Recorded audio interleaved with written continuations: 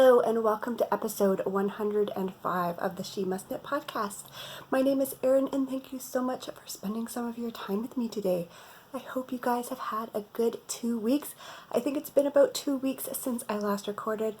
Again, broken record, I was hoping to record a little bit earlier, a couple days ago actually, but sometimes things just don't pan out the way you want. I was really hoping to be able to record before my birthday, which was last week, but that didn't happen. And then over the weekend, and then that didn't happen. And here we are, I believe it is Wednesday. Yeah, it's Wednesday. So we're in the middle of the next week, and here I am. I think I have some time to sit down and talk to you guys. So similar to the last episode, I just put Kira down for a nap and my fingers are crossed that she is going to stay asleep. She is in this phase right now where she's still kind of having four to five naps a day, and usually there's 2 in the morning and then 2 in the afternoon. But the first one is really short. So like in the morning after she wakes up, she'll have her breakfast and then within like 20-30 minutes she's ready to sleep. But she only sleeps for about 30 minutes and then she wakes up and then she'll have a longer nap after that. And same with the afternoon. So she'll have this teeny tiny nap and then she'll wake up and she'll be up for a little bit and then she'll have a longer nap. I cannot wait until those naps amalgamate into 2 longer naps. But anyway, the nap I just put her down for is her longer afternoon nap. So I'm really hoping that she will give us enough time to have a little chat. Avery's over in the living room doing something that will amuse her. Dennis is upstairs. I think he's in the middle of a meeting right now. You may hear his voice in the background. Sometimes he can get really loud, but I don't know. And then yeah, so it's just us right now. We have a little bit of time. So let's talk about some knitting. What do I have for you today? I have no real finished objects. I added something to a project, so it's kind of like a finished component, but otherwise I have just been working on projects that you've seen. So I've made progress on some of my whips.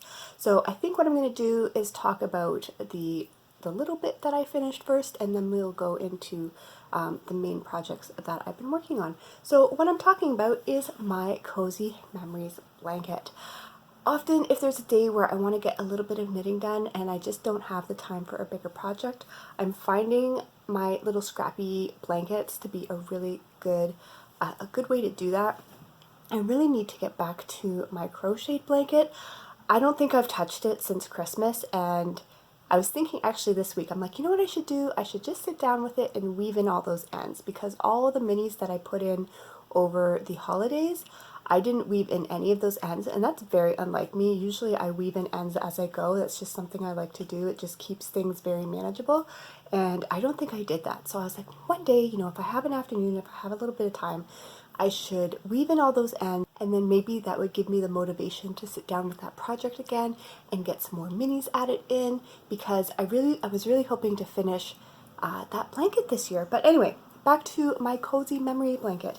I was able to add in 1 square here. So I had the leftovers from my June Desert Vista Dyeworks socks, and I'm also going to be participating in some advent swaps this year. So anytime I have some leftover fingering yarn, I've been winding them off into 10-gram balls. So before I could do that with my leftovers, I wanted to make sure that I got my square put in. So that was also kind of the motivation to get this little square done. So I sat down one afternoon and I put my June DVD yarn into my blanket, and then that was done. I was actually thinking maybe I would do my July one at the same time and just pull from the other end of the cake, but I never got around to doing that. So that's my little tiny finished bit of knitting, and then we will get into the main projects. And I think the first one I'm going to start with, as usual, is my DVD socks. So we are going to talk about my July pair now.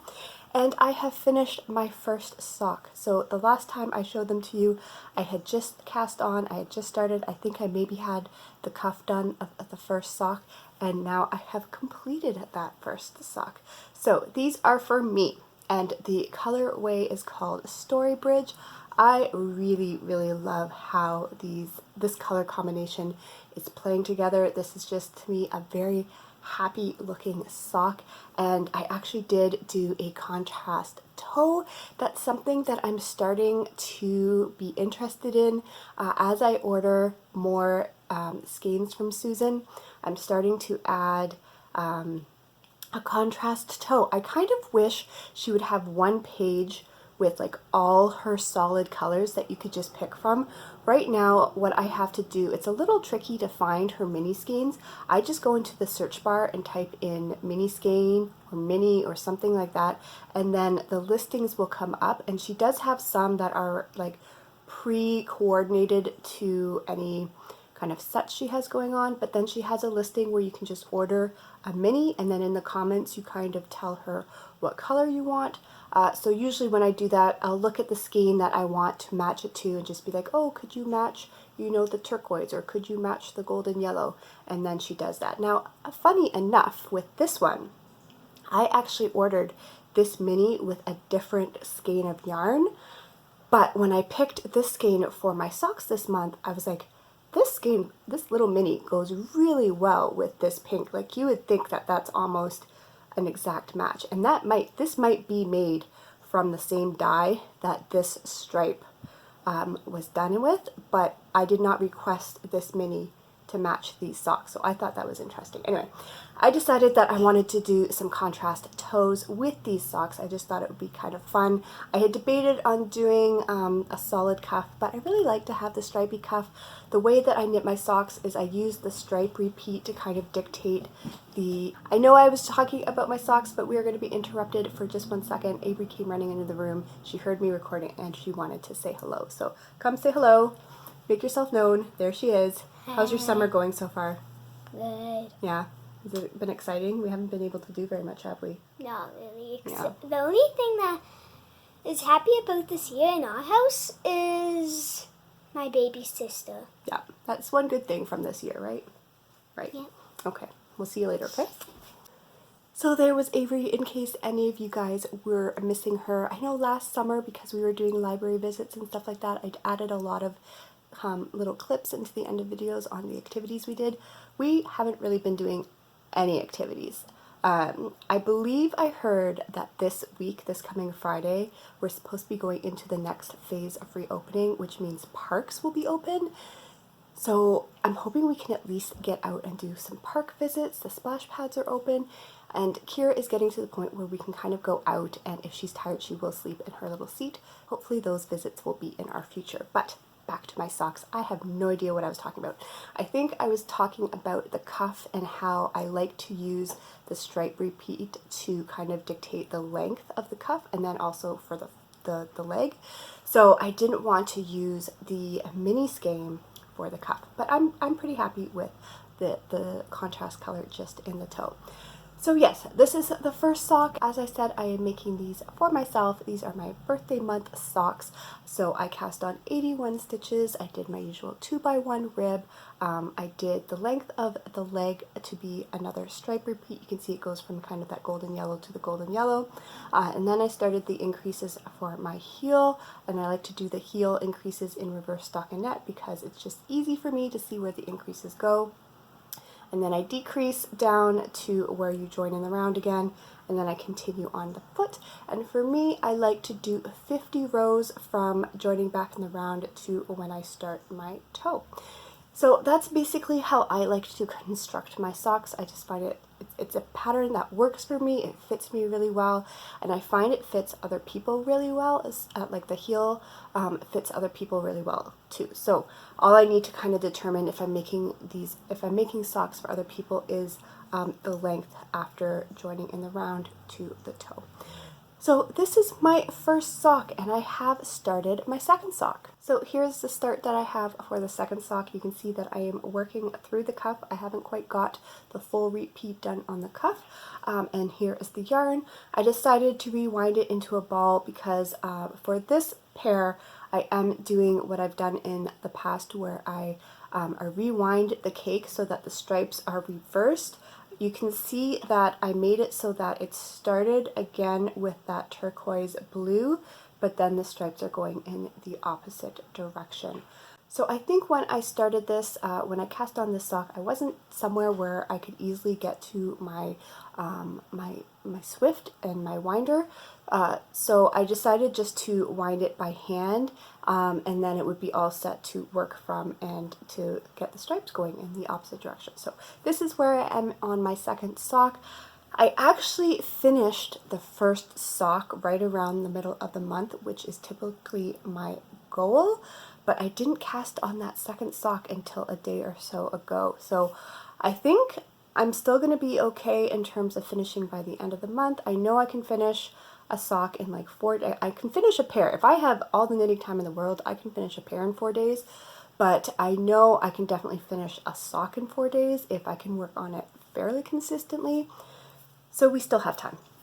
But yeah, so that is my progress on the Desert Vista Dyeworks socks for July. So the next project that I've been working on fairly consistently has been my Wonder Woman tutu top inspired sweater that I'm making for my friend's little girl for her birthday. Now her birthday has passed, it was in June, but I very rarely get her yearly sweater done right around her birthday. So at some point I will probably see her over the summer, and then I will be able to give her a little birthday box then. But I think I've been making really good progress on this sweater. So this is what I have so far. I showed you all this progress last time, and I want to thank you. There was a bunch of you who had made some comments on how this is working out and how the colors are working really well together, and they just really remind you of like the whole Wonder Woman outfit. I think so too. I think she's gonna really like it. So again, this pattern is the tutu top from Frogginette Designs. It's a really, really simple knit. It's basically just a straightforward top-down raglan, and then you do this little welt here, which is really simple to do, and then you double all your stitches after that and you knit the skirt. So I am now into my second ball. The last time I showed it to you, I was still working through that first ball for the skirt. I have joined the second ball, and if you can see there with the purl stitches, I'm working on the hem. So I didn't want the skirt to be this like the skirt of a dress. I didn't want this to be a dress. I wanted it to be more of a tunic length top with just kind of a little frill around the bottom there. So I am working on the hem. I am working on garter stitch. I want to do a fairly thick bit of the garter stitch because I find that helps hems lay down really nice and flat. This is acrylic, so it's not going to block the same way that wool does, and also I'm giving it to a friend who is not a knitter, so I fully expect her just to throw this in the washer. I may recommend that she just lays it out to dry versus the dryer. It can go in the dryer, but that always makes knits kind of age faster. But I know she's not going to take the time to kind of like finagle with it, right? So I find if I do a wider garter hem, it's just more likely to stay laying flat, and it's a little easier to kind of maintain the look of after multiple washings, etc. So that's where I am. These rows seem to take forever, so even though it feels like I'm almost done with the body of this project, yeah, it still feels like it's taking a long time, but I'm almost there. Probably a couple more rows and then I will be able to bind off. I don't think I mentioned in the last episode what yarn I was using for this. The red and the gold are both Peyton's Canadiana, and then this yarn here, the sparkly yarn, is Karen Simply Soft Party, and I think this was the perfect addition for just to make this look like, you know, Wonder Woman's costume kind of thing. I think the sparkle adds a lot to it, and I'm really glad that I waited for the yarn that I wanted instead of trying to find an alternative. So I'm really happy with my progress on that. Maybe by the next time I sit down and chat with you guys, I will have this project done. I really don't think the sleeves are going to take me very long once the skirt is done. And then I did mention in the last episode that I wanted to try making a polymer clay Wonder Woman kind of logo button for the back. There is a split at the back. Here you can see the split at the back, and there's one buttonhole, and I thought it might be cute to do like a little Wonder Woman themed button. So maybe I'll have that done too. Who knows? I don't know. I don't know how long it's going to be until I get to sit down with you. So it just depends on how much time I have. So then I just have one more project that I've been working on, and then we can talk a little. I have a little bit of an update about the shop for you. And can you guess what this project is? I've been telling you guys how I've been wanting to work on this for ages, and I just haven't made myself sit down and do it. Well, I did it. I finally sat down one afternoon and I picked up the sleeves on my Cumulus blouse. Now, I haven't gotten very far on the sleeves, but I picked up the stitches and I have this project kind of over by the couch right now, and whenever I'm sitting down, maybe in the evenings and watching some TV, if we find a show that we can all watch as a family, which how difficult is that? If you guys sit down as a family and you've got kids and moms and dads all watching something together, what do you like to watch that you all enjoy? Because the three of us have very different tastes in shows, and sometimes it can be a challenge to find something that we all like. Now, I know like a lot of other people, we did subscribe to Disney Plus when the whole isolation thing happened, just as some more variety, and we have found some nice things on there that we can all watch, but I'm curious to hear other options that you might be able to suggest. But yes, if we find something that we can all watch together, I have this project over by that area so that I can kind of just pick it up and work on the sleeves a little bit. So here we go. You can see this is where I picked up the sleeve stitches that were on hold, and this is how much I've knit. So not very much, but it's still something. And I've got my markers on the other side because I don't tend to follow the sleeve instructions for most patterns. If it's your typical top-down sweater, once I pick up the stitches to go in the round, if there isn't any kind of fancy element or design to the sleeves, I just kind of do my own thing at that point. I find it works for me where I just pick up the stitches. I always pick up extra in that little area where there's the gap, and then I find that if I just decrease every 6 to 10 rows depending on the length of the sleeve, that just works. I find that the fit works, I find the length ends up working, and so because of that, I always use these little bulb markers to mark where I decide to do the decreases, and that way when I start the second sleeve, I just refer to the first sleeve to make sure that I put the decreases in approximately the same area. So that's what I am doing for this. You will notice that there is a gap. I decided for this sleeve that I just didn't feel like working on the whole project in the round, so I am working on it back and forth, and then I will just seam up. I will mattress stitch that seam up and it will be fine. So I have picked up the Cumulus again. I am working on the sleeves. It would be really nice if I could get this done. I mean, okay, I need to be realistic. It's taken me this long, but hopeful me thinks it would be really nice to get this done by August sometime. If you will remember way back when I first started this project, the yarn that I'm using is one that my dad brought me back when he was in China for about a year teaching English, and he brought me back this green yarn. And he might be coming to visit in August. It would be really nice to have this done so that I could show him a finished project that I was able to finish with the yarn. I will probably still show it to him even if it's not finished, just so he can see what it's looking like, but it would be really nice to have it done, and depending on the weather, maybe even wear it one day and just be like, hey, look what I made with the yarn you brought back. So that would be nice. I am working on the sleeve again. I just have to be more consistent with it, and hopefully I can finish that soon, because if you'll remember when I was talking about my goal updates and my bingo updates last time, this sweater can potentially mark off 2 of my bingo squares, because I have 1 to finish 2 whips this year, and I've already done 1, so I just have 1 left, and then I have another square to finish an adult sweater, so that would finish that. So I can knock off 2 squares if I just finish this darn sweater. Oh my goodness, just need to spend some time on it. So I think that is all the knitting that I have for you this week. I'm just going to add a short little shop update, and then I think that will be it for this episode. If you've watched me in the past, if you follow me in the past, if you follow the shop news in the past, you'll know that July I typically do a birthday sale in my shop, and generally it's just a one-day sale on my birthday, July 16th, and obviously that has passed.